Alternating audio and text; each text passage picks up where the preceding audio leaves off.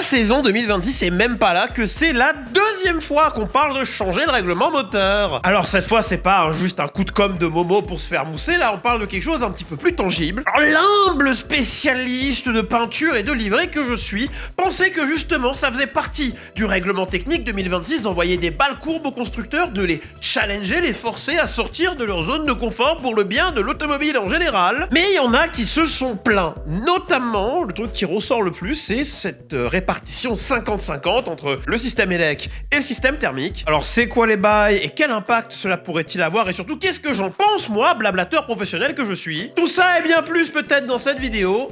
Je suis Clip, bienvenue dans Garage Talks.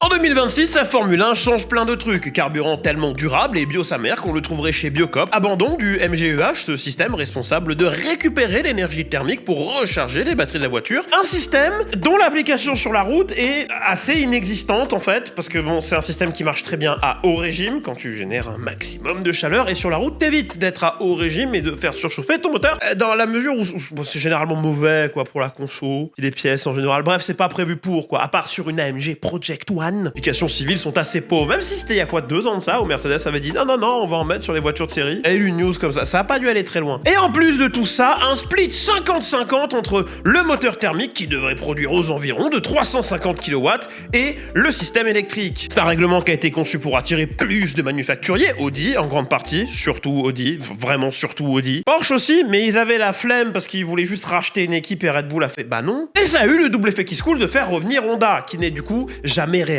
parti. Et depuis que ce règlement a été validé, c'est-à-dire il y a finalement assez peu de temps, il y a eu beaucoup de rumeurs autour de son manque de patates, de puissance, de humph, de full bananage. Souvenez-vous, c'était il y a pas si longtemps encore, Verstappen se plaignait dans la presse que les nouveaux moteurs étaient horribles, manquaient réellement de puissance et qu'il fallait rétrograder en ligne droite. Quelque chose qui a été mis au lit assez rapidement, déjà parce que c'était avec un règlement qui n'était pas définitif autour des moteurs, et surtout parce que les simulateurs Red Bull à l'époque ne prenaient pas encore en compte leur réduction de la traînée avec les modes X, Y, Z, gamma, bêta, le nouveau gimmick qui remplace le DRS et où les gens n'ont pas compris, ils ont juste lu « Oh, il n'y a plus de DRS, trop bien !» Non. Mais le règlement est maintenant finalisé. Et à quelques mois de voir les voitures tourner pour la première fois en essais hivernaux, il y a des sonnettes d'alarme qui sont tirées. Comme je l'ai dit, la règle 2026 devrait prévoir qu'on aurait 350 kW qui viennent du moteur et 350 kW qui viennent du système électrique. Ça fait genre 470 chevaux et des brouettes. Si vous voulez une belle comparaison, actuellement, le moteur électrique, il sort 120 kW, donc 160 chevaux. Mais vu qu'on a retiré le MGEH, on a retiré une méthode de rechargement qui se reposait pas uniquement sur les freins. Par conséquent, c'est un petit peu problématique de dire aux constructeurs on vous enlève un moyen de régène,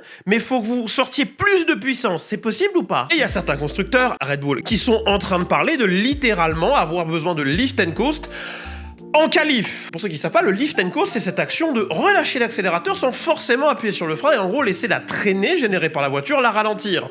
C'est quelque chose qu'on fait couramment en course parce que ça permet justement d'économiser un petit peu d'essence. C'est pas un truc qu'on veut voir en qualif, soit le seul moment du week-end où ça roule à fond. Parce que la crainte, c'est que, un petit peu comme l'avait dit Verstappen il y a quelques piges de ça maintenant, on se retrouve obligé sur des circuits comme Monza, qui sont vraiment gourmands en termes de puissance, mais je pense aussi à Mexico, je pense à Miami, ça doit être pas mal aussi là-bas. Vegas, bordel de merde, Vegas. La crainte, c'est qu'on se retrouve avec des voitures qui sont à court d'énergie, à la moitié de la ligne droite, et qui du coup passent de 350 km/h plus à même pas 2,90. Alors il y a eu des discussions autour de ça, et la proposition la plus tangible de la FIA, ce serait de redistribuer en gros cette allocation de puissance, si je puis dire, et en gros, au moins en qualif, ne demander que 200 kW à la batterie et le reste au moteur. Donc le but ici étant de demander moins de puissance pour allonger la durée de vie de la batterie. Ça commence aussi à parler d'une rampe de puissance éventuellement en course pour éviter qu'on ait des voitures qui justement passent de 350 à 290 parce qu'il n'y a plus de batterie MDR. Et par rampe, ce que je veux dire, c'est qu'en gros, à partir d'une certaine vitesse, la puissance du système hybride serait progressivement réduite, de sorte à ce que justement ça coupe pas net en ligne droite. Il y aurait aussi apparemment plusieurs types de rampes qui seraient prévues par rapport au circuit, genre les circuits qui seraient très gourmands auraient effectivement des paramètres plus agressifs pour cette rampe qu'un circuit genre Monaco, où il y a peut-être un monde où il n'y a pas de rampe du tout, parce que si t'arrives à court de batterie à la moitié de la ligne droite, ta Monaco, c'est vraiment que le règlement a un problème. Et ces propositions-là, pour l'instant, elles sont pas encore gravées dans la roche, comme dirait Sniper, parce que t'as des trucs qui seraient potentiellement utilisables en qualif, ou en course, ou les deux. Et pour l'instant, ce qu'il en ressort, c'est que c'est bordel, et que personne n'est content. Alors comme je le disais, des discussions ont été tenues là-dessus jeudi dernier et pour l'instant, il n'y a rien de concret. Par contre, qu'est-ce que j'aurais donné pour être une mouche sur le mur pendant les discussions? Parce que ça a dû être... ça a dû être fandard, hein. Surtout s'il y avait Toto et Christian dans la même... Bon, d'un côté, on a ceux qui veulent le changement, c'est Red Bull, c'est Ferrari. Peut-être qu'ils ont des problèmes avec leur développement, peut-être qu'ils ont vraiment à cœur les valeurs du sport et qu'ils veulent éviter que les courses tournent à l'affaire d'économie. Ils galèrent, à mon avis, ils galèrent de fou. Chez Audi, on n'est pas du tout impressionné, ça fait des piges qu'on se planche dessus et bien sûr, ils sont défavorables à un changement. Honda aussi, apparemment, même s'il y a eu des échos de problèmes de développement un peu plus tôt cette saison, il se pourrait que les échos en question soient en fait petites subtilités qui se soient perdues dans la traduction et qui parlaient de la difficulté en général de développer un moteur et pas du fait qu'ils étaient en difficulté spécifiquement. C'est pour ça que contexte et nuances sont tellement importants dans le langage d'aujourd'hui. C'est pas du tout dirigé à certains d'entre vous. Et chez Merco, on a un Toto Wolff qui ne mâche pas ses mots, comparant la situation à un débat d'opinion politique sur Twitter. Qui de Cyril Hanouna ou de Kanye West sera le prochain président français? Et là, mesdames, messieurs, on est à mon humble avis dans la première bataille constructeur 2026 qui commence largement avant le début de la saison. Je vous remets en contexte. L'an prochain, on a 5 constructeurs ou assembleurs de moteurs, dépendant de comment vous voulez voir la chose. On a Audi, Red Bull Powertrain, Honda, Mercedes et Ferrari.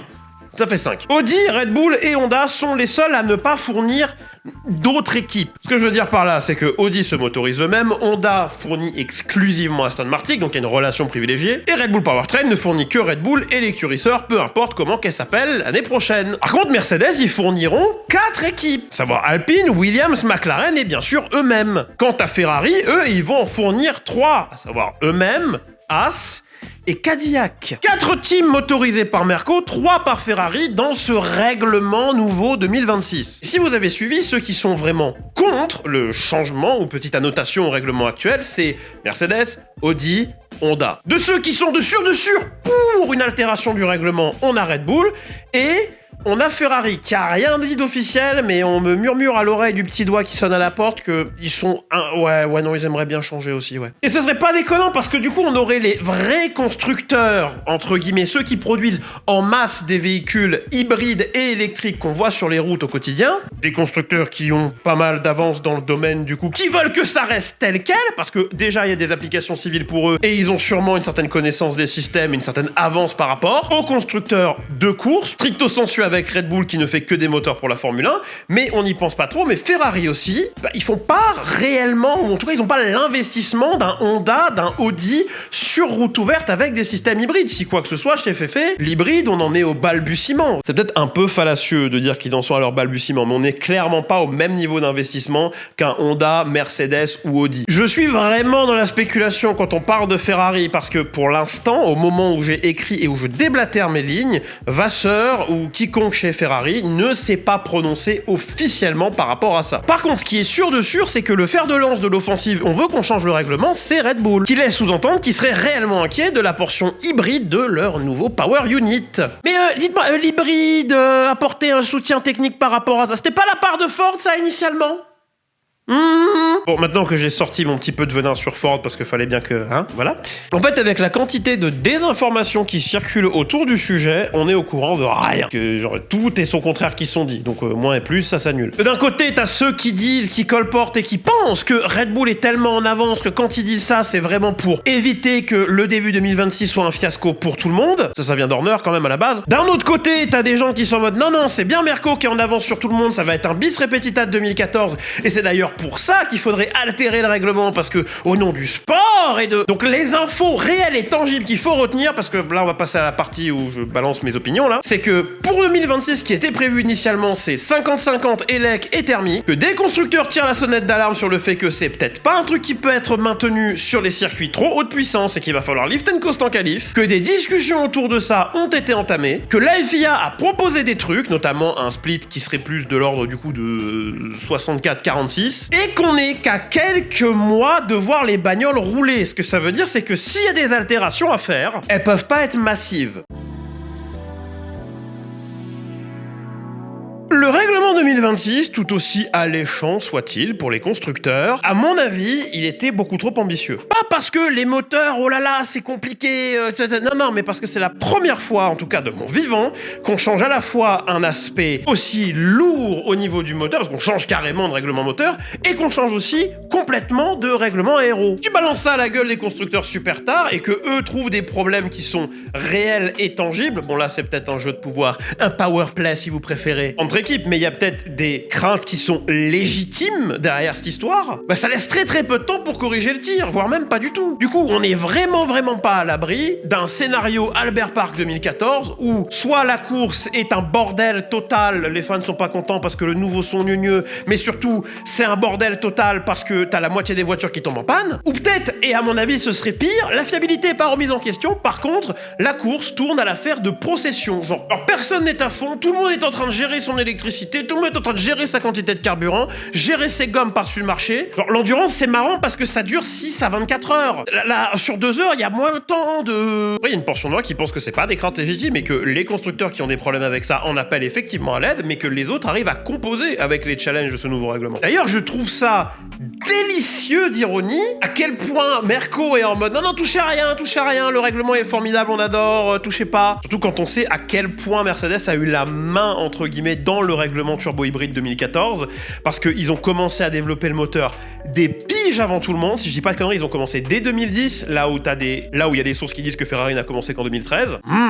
Bref, en ayant commencé aussitôt, ils ont pu rapporter à la FIA que ouais, ça, votre connerie là, ça marche pas. Et des altérations ont pu être faites au règlement dans ce sens-là. Peut-être aussi dans un sens qui arrangeait un peu Mercedes. Bon, après voilà, loin de moi l'idée de dire que tout n'est que tromperie, n'est que complot, hein. Moi je suis pas du genre à dire ils méritent pas leur titre parce que... Pas à moi de décider, chef. Mais... l'un dans l'autre, je suis giga impatient de voir où va cette discussion, impatient de voir aussi le premier Grand Prix 2026, parce que si c'est un shit show complet, si c'est vraiment genre le cabaret de la merde, ah mais je vais me régaler avec mon popcorn dans une main et mon autre main sur le clavier à écrire le script de la vidéo qui va suivre. Parce que je veux être là pour voir ce bordel, ça c'est sûr.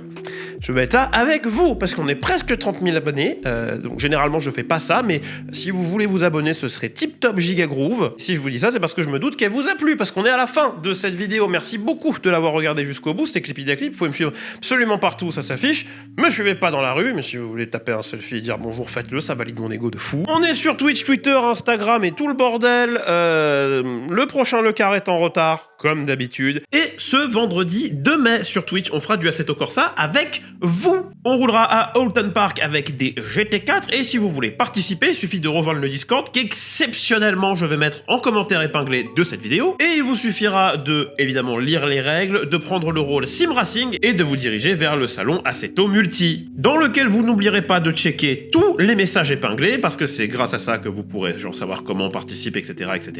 Et ensuite, je vous retrouve sur la piste. C'était Clippy Clip, malade, déshydraté et avec des cheveux qui veulent rien dire. Bisous.